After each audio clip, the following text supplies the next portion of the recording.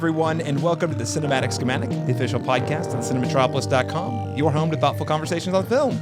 I'm your host, Caleb Masters, and today we're talking about the new documentary diving deep into the history of one of the most head-scratching pieces of Hollywood mythology, I would argue, the Star Wars Holiday Special.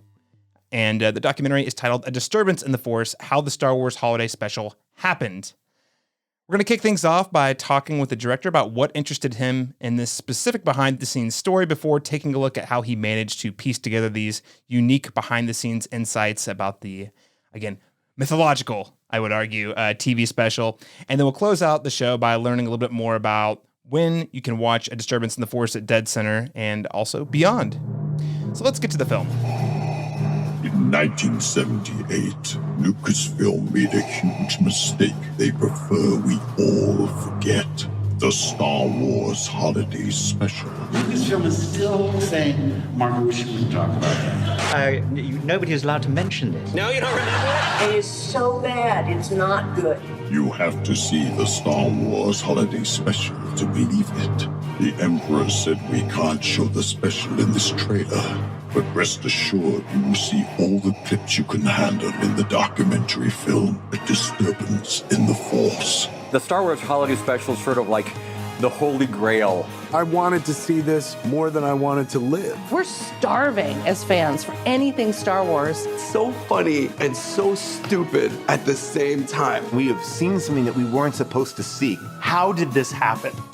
According to the description from the deadCenter website, or a shortened version of the description, I should say, A Disturbance in the Force is described as, in 1977, Star Wars became a cultural phenomenon that single-handedly revitalized a stagnant film industry and forever changed how films were sold, made, and marketed. Movies would never be the same again. A year later, neither would television. In 1978, CBS aired the 2-hour Star Wars Holiday Special during the week of Thanksgiving, and the broadcast was watched by 13 million people. It never re-aired and is considered one of the worst shows to ever air on TV. This documentary answers the question, how and why did the holiday special get made? Joining me today to talk about A Disturbance in the Force is the film's co-director, Jeremy Coon. Jeremy, welcome to the Cinematic Schematic. Hey, thanks for having me. Firstly, I just have to say, lifelong Star Wars fan, when I got a press release and heard that this documentary existed, and I sat here and I was like, hey, I swear this documentary absolutely exists somewhere, until I saw the documentary at South by Southwest earlier this year, and I was like, holy cow, the level of meticulous detail and just like investigative journalism you guys put into this was really impressive. So firstly, congratulations on the completion of the film and its inclusion in this year's deadCenter. No, thanks so much. Yeah, I mean, the thing I thought was interesting about this is when we first started that no one had done it before. And other than just like 5 or 10 minute pieces on YouTube, they never really got deep down. So it was, I was happy when I found out no one had done it before. I would even argue if you are a Star Wars fan, specifically of the variety who's really interested in the behind the scenes of the making of any of these films, I think this is like an essential watch because, and we'll get into it, there's so many elements of what could go wrong in making any art or any film or television, I would argue, that you sort of highlight here what goes right or wrong throughout the making of the film. Now, I want to start here. You previously had directed a few years ago, Raiders, the story of the greatest fan film ever made. This is another story that's related some way to fandom culture. I'm just kind of curious, was there anything in particular that interested you about exploring these types of nostalgic stories or nostalgic properties? I mean, I obviously have an affinity for like Indiana Jones and Star Wars. Like I grew up with them. I mean, I don't remember my life before them. I was born in 79. So like it was the first videotapes we had on beta as a kid, Raiders Lost Ark and that. So I didn't set out just to make documentaries on Lucasfilm properties, but it just kind of worked out that way. It was where I kind of gravitate to that. But it's also every documentary project I've been involved in, it starts with a series of questions. Like for Raiders, it was like, how did these kids do this? So like it was just, and that I felt the holiday special the same way. There was a bunch of unanswered questions that when I looked, I couldn't find. And I felt that was up to us to answer those questions fully. I think it's really impressive. I mean, there's a lot of history surrounding this specific special, but as you mentioned, Star Wars has been around your entire life. And that actually brings me to the question, when did you first see the Star Wars Holiday Special? And maybe elaborate on that as well. What did you think of it at the time? It was 2002. A friend gave it to me on DVD. was a bootleg, obviously, and I think I watched about 20 minutes. Maybe I don't even know if I got that far, and I couldn't decide if it was real or not, but I knew I didn't like it. I knew I was bored with it and just like didn't finish it. I think for decades I didn't ever see the whole thing, but I knew about it in its place in pop culture because there's tons of references to it. Yeah, I mean, and you guys outline this in the documentary as well. This has like become like sort of an inside joke for a lot of, the generation that Star Wars inspired to go out and make films. I mean, you include folks like Seth Green, Kevin Smith, these are filmmakers who have incorporated little pokes at the holiday special over the years. What was it like getting to interview some of those folks who'd been on the block in filmmaking, but also had this very like childlike affinity for this holiday special? Yeah, I mean, it's fun talking to these people. One, because when we started making this, I was just like, the people who give commentary on this, like, who would I want to have a conversation about this with that would also agree to be in the movie?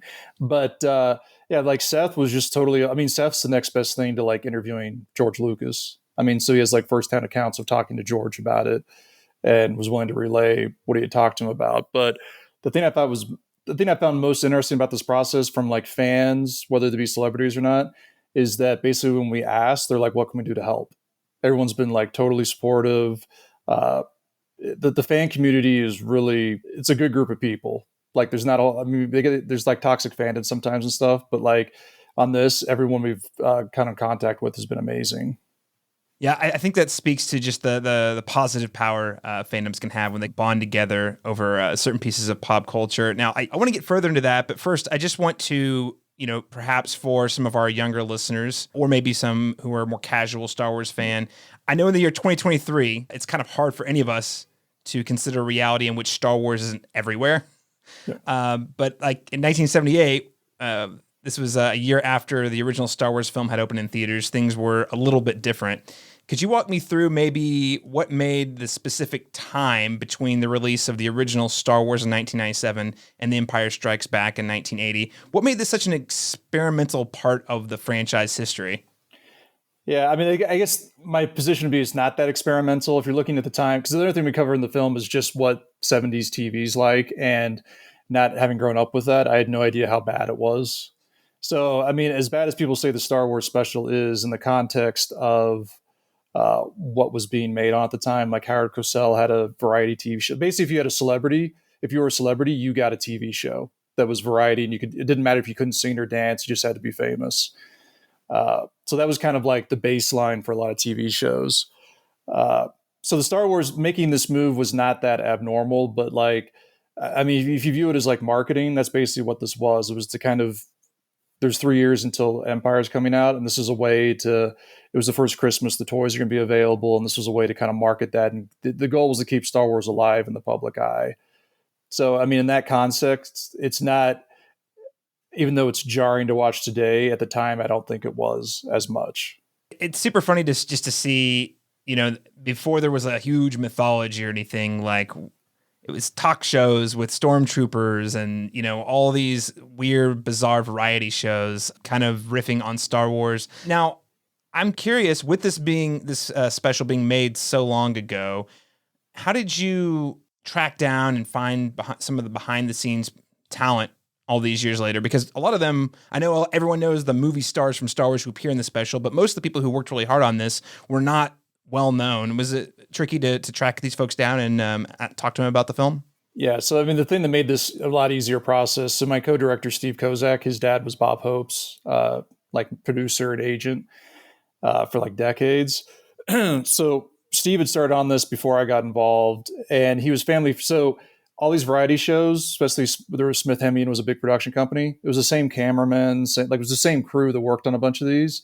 And they did a show weekly, and this was just one of the shows they had worked on. So Steve knew a bunch of the people that had been on the crew as like close family friends. So that opened a door where it's like, we can interview the stage manager, we know the cameraman. And like, the thing that was interesting is some people, if they were old, basically if you were like 40 at the time, they didn't have a lot of memories about it because it was just another show that came in and they didn't care about Star Wars at all. But we had some people who were like 20 years old where they like vividly remember every detail because it was a huge deal to them to be doing a Star Wars project. And most of them, yeah, they're pretty. I mean, everyone was again very nice and open about it, and they have a good sense of humor. Some of the behind the scenes stories, and also the way you sort of visually realize, I would say I don't know if it's appropriate to say like the musical creative shuffling that happened, because I think there was a few times you all in the film kind of like relay visually, like here's a graph of the key players, and here's when so and so left and the so and so came in. What was it? Was that like a fun experiment trying to map that timeline and piece together exactly when and what happened? Yeah, we did our best to map it as much as we could. I mean, the basic gist of it is that we feel there's two sides. I mean, this is like, we had one person, it's not in the film, but it talks about like, peanut butter and chocolate was a good mix. This was like peanut butter and gasoline, where it was just never going to be a good mix of like the variety TV people and Lucasfilm and like the film side of it. And we use the graphic as a way to kind of show the progress. By the end of the project, there's like no Lucasfilm people really involved. It's just all variety people. And like Ken and Mitzi Welch, who we have represented, I mean, they've since passed. We have them represented with an audio interview from like 25 years ago. But I mean, they're the people that really, but for them, this never would have gotten finished. I mean, there was a period where like they were left by themselves to make sure that this gets done. So, I mean, you can say like, maybe, I think the world's a better place for the Star Wars holiday special in it, as opposed to it not, despite what you think of it. No, absolutely. I mean, and that's, I think, going back to something you mentioned earlier about the fandom community. I mean, one of my major takeaways just from the initial viewing was just how much this very small part of the Star Wars history has taken on such a powerful meaning for a certain segment of the fan base. Anything in particular do you think that the holiday special, why do you think it's taken this almost mythical status for some of those fans who have since grown into adulthood? There's some myth, I don't know if it's earned or not, where Lucasfilm has kind of been like, we don't talk about this, we don't want to reference it, it's not there. I don't know to what degree. I mean, we talked to people at Lucasfilm, like there's never an edict where it's like, you must not mention the special, but they certainly don't want to show it off. So I think that is made this underground thing where it's only existed as a bootleg, where it's like something you're not supposed to have, you're not supposed to see it, you're not supposed to talk about it. And for fans, that's like catnip. Like that's what we want, is stuff we're not supposed to see. And I think that's made it. And the mythology of that has now grown after 45 years, where you can't, it's you can't put that back in the box like it's out. So that's just the feeling that's always going to be associated with it, which is cool. Yeah, I like that. You're not supposed to talk about it. We're ashamed of it. So I say we as in like Lucasfilm at the time. George Lucas, I believe, has actually said that he wanted to destroy every copy of it, or at least that's the myth, right? We got to the bottom of it. We just did an interview. They got to the bottom of like, he actually said it. So, but he said it in confidence. It's something we've been trying to cover, but I didn't know. We actually talked to the guy who heard him say it, and then. So the film's not done yet. We're still working on it, but it's that's something, Lon, that I really want to get to the bottom of, and we just found out about probably 2-3 weeks ago. Oh wow, fresh cut. Now, what would you say has been the biggest surprise for you personally working on this documentary? I mean, this has been like a fun side project. Like initially, I was just kind of like, this will be fun. I don't know where it's going to lead to. I mean, I feel like every doc I've started on is like, this feels like it's a short, and then it ends up not being the case. Like it ends up being fine. But I mean, to me, I guess the biggest surprise to me is learning more about 70s TV, because that's kind of a nice envelope to kind of cover and put this in context. And like, there's so much more bad stuff I would have loved to put in. Like there's like a Ringo Starr special where he plays he plays himself along with his evil twin. And it's like just insanity. So, I mean, living in that world for a while, and actually, I mean, our goal of the film is kind of give you like a sense of what the late 70s was like, even though like I wasn't alive during that time. It's a fun period to kind of look back on and just, really experience what it was like, which I didn't expect when I started. I didn't expect to be watching like Bob Hope specials and Donnie Marie when I started on this. Well, as a child of the 90s who had never looked into 70s television or TV specials, I have to say I felt like I walked out with a much stronger sense of what the heck was going on TV. Because the thing is, it seems like you kind of outlined this earlier. There were so many unique conditions in which this special was made that, like you say, makes sense if you know all the historical backdrop. But like, is this like artifact and the 2020s just seems like totally bizarre that anyone related to the project would ever greenlight it, you know? Yeah, no, I mean, they spent $1 million on this. Like it was like the most expensive TV special ever made at the time, or one of the most expensive. And they hired all the A-list people that did. So like they did not go cheap on this. Like people thought it was going to be, I mean, I don't know if everyone thought it was going to be amazing, but like I think from the get-go, everyone was like, we want to knock this out of the park. And it just did not, it was never going to work out. So Yeah, I know. It was destined to be a cult classic amongst fans. I don't think I saw this thing actually until college. And it's also kind of interesting kind of hearing the way you recount with a lot of people who actually saw it when it aired on TV and had these like really fond memories of it. Whereas today, if you want to watch it, you're probably an adult who's actively seeking out a way to watch it. And it just doesn't have that same sort of appeal, as it maybe when it played the first time. I mean, Star Wars becoming so popular, it's now owned by Disney. I'm curious, if you're comfortable sharing, how is your team skirting the notoriously vigilant legal team at the House of Mouse regarding some of the clips used in the film of related to Star Wars?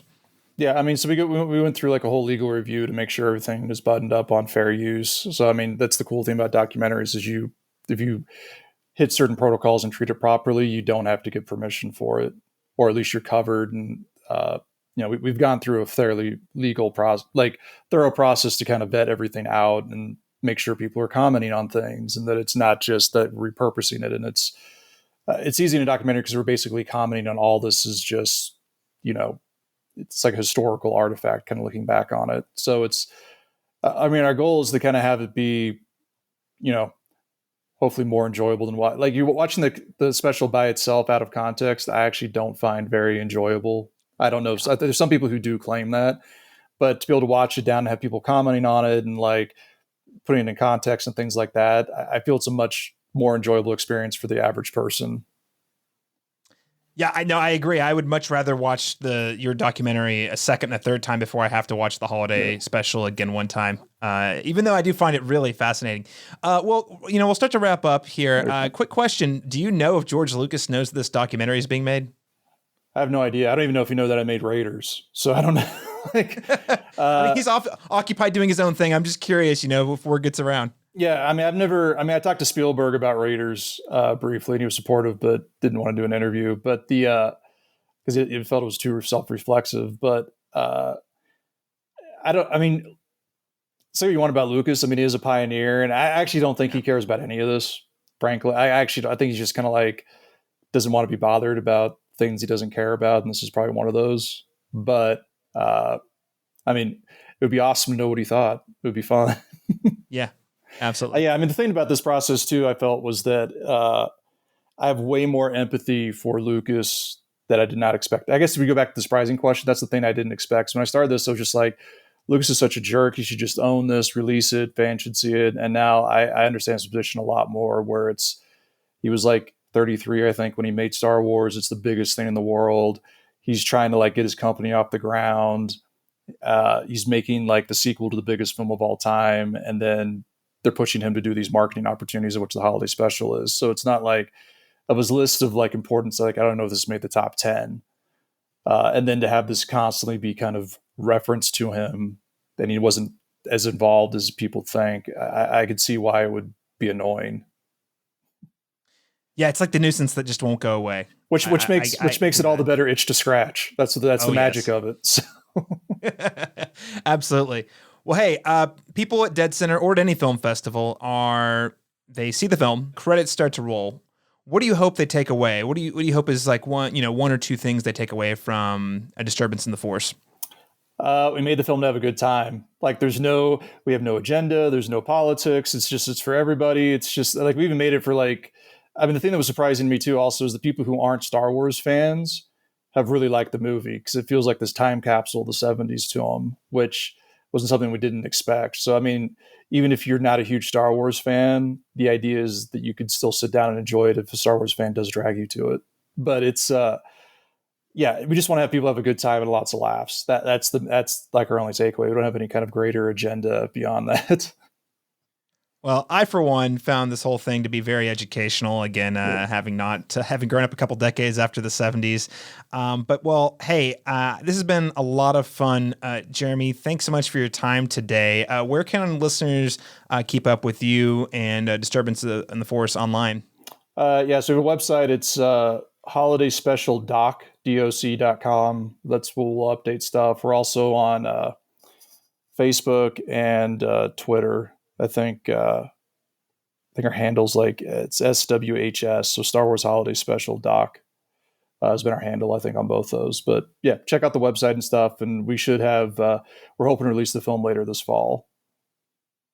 And any other film festivals currently on the docket that you can share today? This is the last one that's public. We have other ones coming up later in the year, but they haven't announced yet. But all right, some big ones, some big genre festivals that this would be like the perfect place to play at.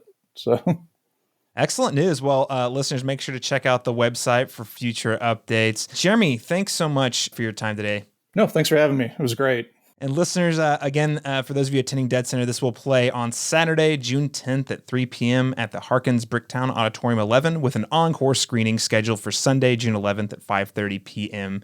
at the Harkins Bricktown Auditorium 12. For all other things deadCenter, you can head over to deadcenterfilm.org, and you can consider supporting the festival by purchasing a badge or individual ticket. And I do highly recommend you do that for A Disturbance in the Force. There's also an additional 160 plus films playing at this year's festival. And for more of our exclusive deadCenter Film Festival coverage, you can head over to thecinemetropolis.com. Thanks so much for joining us, everyone. We'll catch you again next time.